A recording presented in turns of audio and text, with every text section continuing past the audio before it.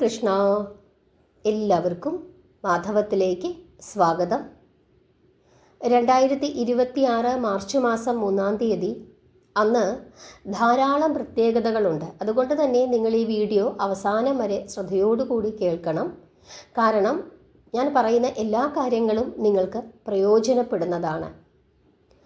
ആദ്യമായിട്ട് അന്ന് ഹോളിയാണ്, മാർച്ച് 3-ാം തീയതി. ഹോളി എന്ന് പറഞ്ഞു കഴിഞ്ഞാൽ നിറങ്ങളുടെ ഉത്സവമാണ്. ആദ്യമായി ഹോളി കളിച്ചത് കൃഷ്ണനും ഗോപികമാരുമാണ് എന്നാണ് വിശ്വാസം. മറ്റൊരു പ്രത്യേകത, അന്നത്തെ ദിവസം നമുക്കെല്ലാവർക്കും അറിയാം, ആറ്റുകാൽ പൊങ്കാലയാണ്. അന്നാണ് എല്ലാ ഭക്തജനങ്ങളും, ദേവീഭക്തരും പൊങ്കാലയിട്ട് ഭഗവതിയെ പ്രീതിപ്പെടുത്തുന്നത്. മറ്റൊരു പ്രത്യേകത, അന്ന് മാഷിമകമാണ്. അതുകൊണ്ട് തന്നെ തീർത്ഥങ്ങളിലെ സ്നാനത്തിന് അന്നേ ദിവസം വളരെയധികം പ്രാധാന്യം നൽകുന്നു. മറ്റൊരു പ്രത്യേകത, അന്ന് മഹാലക്ഷ്മി ജയന്തിയാണ്. ഫാൽഗുന മാസത്തിലെ പൗർണമി തിഥിയിലാണ് മഹാലക്ഷ്മി അവതരിച്ചത് എന്നാണ് വിശ്വാസം. ദക്ഷിണേന്ത്യയിലാണ് ഈ വിശ്വാസം പ്രകടമായി കാണുന്നത്. പാലാഴി മഥനം നടക്കുന്ന സമയത്ത് പാലാഴിയിൽ നിന്ന് മഹാലക്ഷ്മി അവതരിച്ചത് ഫാൽഗുന മാസത്തിലെ പൗർണമി ദിവസമാണ് എന്നാണ് വിശ്വാസം. പാലാഴി മഥനം നടക്കുന്ന അവസരത്തിൽ മഹാലക്ഷ്മി അവതരിച്ചതിൻ്റെ തൊട്ടു പിന്നാലെ അമൃതകുംഭം പാലാഴിയിൽ നിന്ന് ഉയർന്നു വരികയും എല്ലാവരും മഹാലക്ഷ്മിയെ ശ്രദ്ധിച്ചുകൊണ്ടിരിക്കുന്ന ആ ഒരു അവസരം മുതലാക്കിക്കൊണ്ട് അസുരന്മാർ അമൃതകുംഭവും എടുത്തുകൊണ്ട് മറയുകയും ചെയ്തു. അവർ ഓടിപ്പോയി. അപ്പോഴാണ് ദേവന്മാർക്ക് അവർക്ക് പറ്റിയ അബദ്ധം മനസ്സിലാകുന്നത്. അങ്ങനെ മഹാവിഷ്ണു മോഹിനിയായി അവതരിക്കുകയും അസുരന്മാരുടെ അടുക്കൽ ചെന്ന് അവരെ പറ്റിക്കുകയും അവരിൽ നിന്ന് അമൃത് തിരികെ കൊണ്ടുവന്ന് ദേവന്മാർക്ക് കൊടുക്കുകയും ചെയ്ത കഥയൊക്കെ നമുക്കെല്ലാവർക്കും അറിയാവുന്നതാണ്. അങ്ങനെ അമൃത് ഭക്ഷിക്കുന്നതിനായി ദേവന്മാരെല്ലാവരും നിരന്ന് ഇരിക്കുന്ന ആ സമയത്ത് രാഹു എന്ന അസുരൻ ഒരു വൃദ്ധ ബ്രാഹ്മണന്റെ വേഷം ധരിക്കുകയും ദേവന്മാരുടെ അടുത്ത് വന്ന്, ഞാനൊരു വൃദ്ധ ബ്രാഹ്മണനാണ്, എനിക്ക് രോഗമാണ്, ദേഹത്തിന് സുഖമില്ല, അല്പം അമൃത് തന്നാൽ എൻ്റെ ശരീരത്തിന് സുഖമുണ്ടാകും എന്ന നിലയിൽ അപേക്ഷിക്കുന്നു. ദേവന്മാർക്ക് ദയവ് തോന്നുകയും തങ്ങൾ ഭക്ഷിക്കുന്നതിനു മുമ്പ് തന്നെ അമൃതിൻ്റെ ഒരംശമെടുത്ത് ആ വൃദ്ധനായ ബ്രാഹ്മണന് നൽകുകയും ചെയ്തു. മഹാവിഷ്ണുവിൻ്റെ നിർദ്ദേശമനുസരിച്ചിട്ട് ആ ഗോപുരത്തിൻ്റെ ദ്വാരത്തിൽ കാവൽ നിർത്തിയിരുന്ന സൂര്യനും ചന്ദ്രനും ആ സമയം അവിടേക്ക് ഓടി വരികയാണ്. അവര് ഉറക്കെ വിളിച്ചു പറഞ്ഞു, സൂര്യനും ചന്ദ്രനും, ഇവൻ ബ്രാഹ്മണനല്ല, പാപിയായ അസുരനാണ്, ഇവൻ്റെ വായിൽ നിങ്ങൾ ദംഷ്ട്രങ്ങൾ നിൽക്കുന്നത് കണ്ടില്ലേ എന്ന് ഉറക്കെ വിളിച്ചു പറഞ്ഞുകൊണ്ട് ഓടി വരികയാണ് സൂര്യനും ചന്ദ്രനും. ഇത് കേട്ടതും മഹാവിഷ്ണു തൻ്റെ സുദർശനമെടുത്ത് രാഹുവിൻ്റെ കഴുത്ത് മുറിക്കുന്നു. അപ്പോഴേക്കും അമൃത് ഭക്ഷിച്ചിരുന്നു രാഹു. വയറ്റിലേക്ക് എത്തിയില്ല, കഴുത്തുവരെ എത്തി. അമൃതിൻ്റെ ഒരംശം കഴുത്തിൽ തങ്ങിയിരുന്നതിനാൽ കണ്ഠമറ്റു പോയെങ്കിലും തലയും ഉടലും വേർപെടാതെ ഒരു പാമ്പിനെ പോലെ ആ അസുരൻ നിലത്തു വീണ് ഇഴഞ്ഞു. തൊണ്ടയിൽ അമൃതിൻ്റെ അംശം പറ്റിയിരുന്നതിനാൽ തലയ്ക്കു മാത്രം ജീവനുണ്ടായി. ഉദരത്തിൽ അമൃത് പ്രവേശിക്കാതിരുന്നതിനാൽ ഉടലിന് ജീവനില്ലാതെയും വന്നു. ആ അസുരൻ്റെ തലയ്ക്ക് രാഹു എന്നും ഉടലിന് കേതു എന്നും പേരുണ്ടായി.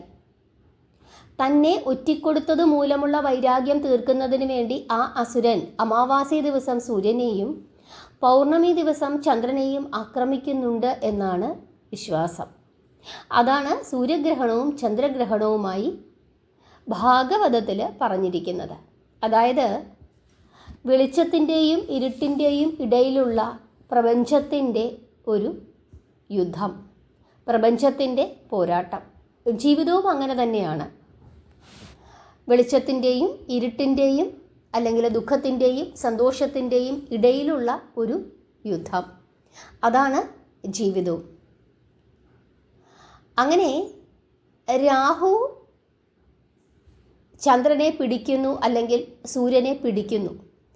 ഉടലില്ലാത്തത് കൊണ്ട് തന്നെ കുറച്ചു കഴിയുമ്പോൾ ചന്ദ്രൻ വീണ്ടും പ്രത്യക്ഷപ്പെടുന്നു അല്ലെങ്കിൽ സൂര്യൻ വീണ്ടും പ്രത്യക്ഷപ്പെടുന്നു. ഇതൊക്കെ കഥയിൽ പറയുന്ന കാര്യങ്ങളാണ്. ശാസ്ത്രീയമായി നമുക്കറിയാം എങ്ങനെയാണ് ചന്ദ്രഗ്രഹണവും സൂര്യഗ്രഹണവും നടക്കുന്നത് എന്നുള്ളത്. ഇതൊക്കെ കഥയിൽ പറയുന്ന കാര്യങ്ങളാണ്. പക്ഷേ ചന്ദ്രഗ്രഹണ സമയത്ത് അന്തരീക്ഷത്തിന് മാറ്റമുണ്ടാകുന്നു എന്നുള്ളത് സത്യമായ കാര്യമാണ്. അതുകൊണ്ട് തന്നെ ശ്രദ്ധിക്കാനുള്ള ഒരു പ്രധാനപ്പെട്ട കാര്യം, ഇത്തവണ ചന്ദ്രഗ്രഹണം നടക്കുന്നത് കൊണ്ട് അന്ന് ആറ്റുകാൽ പൊങ്കാലയും ആയതുകൊണ്ട് തന്നെ എല്ലാവരും ഒരു കാര്യം വളരെ ശ്രദ്ധയോടുകൂടി കേൾക്കണം, ശ്രദ്ധിക്കണം. അതായത് അന്ന് വൈകുന്നേരം 3:10 അതായത് 3 മണിയോടുകൂടി തന്നെ ക്ഷേത്രം അടയ്ക്കും. 3:10 ക്ഷേത്രം അടയ്ക്കുകയും പിന്നീട് 7 മണിക്ക് മാത്രമേ ക്ഷേത്രം തുറക്കുകയും ചെയ്യുകയുള്ളൂ. അതുകൊണ്ട് തന്നെ പൊങ്കാല ഇട്ടതിനു ശേഷം ക്ഷേത്ര ദർശനം നടത്താമെന്ന് ആരെങ്കിലും ചിന്തിക്കുന്നുണ്ടെങ്കിൽ അത് വേണ്ട. 3 മണിക്ക് 3:10 ക്ഷേത്രം അടയ്ക്കും.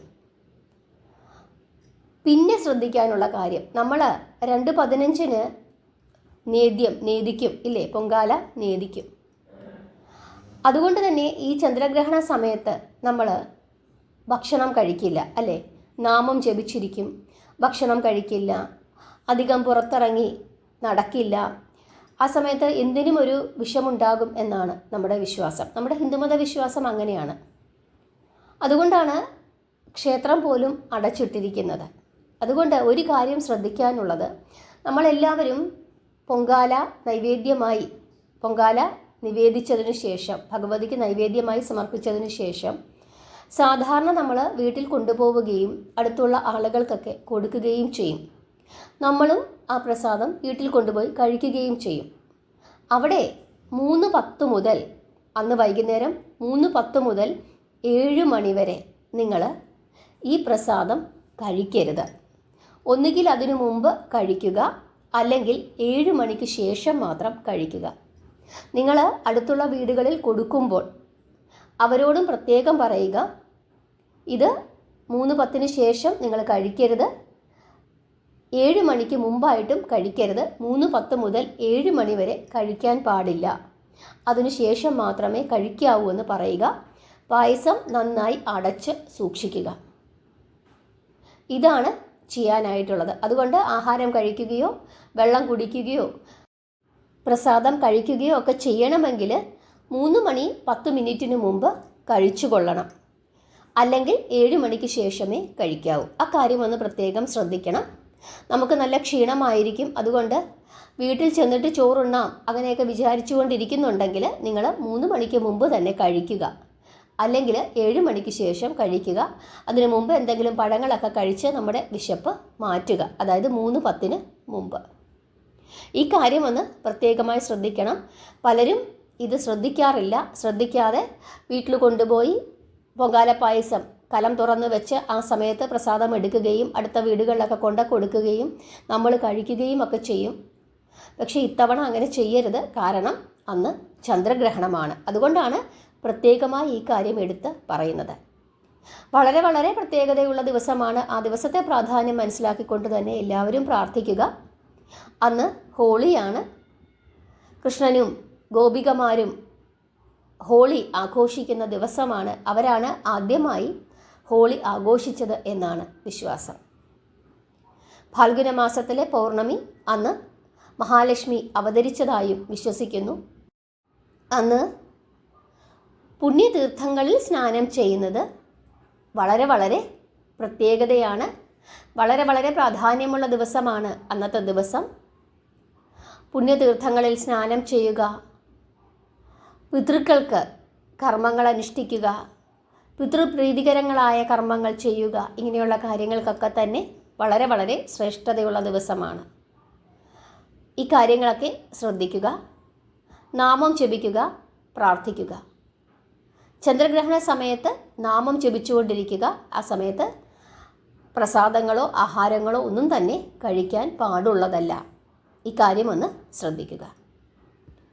എല്ലാവരെയും ഭഗവാൻ അനുഗ്രഹിക്കട്ടെ. അമ്മ മഹാമായയുടെ അനുഗ്രഹം നിങ്ങൾക്ക് എല്ലാവർക്കും ഉണ്ടാകട്ടെ. ഹരേ കൃഷ്ണ.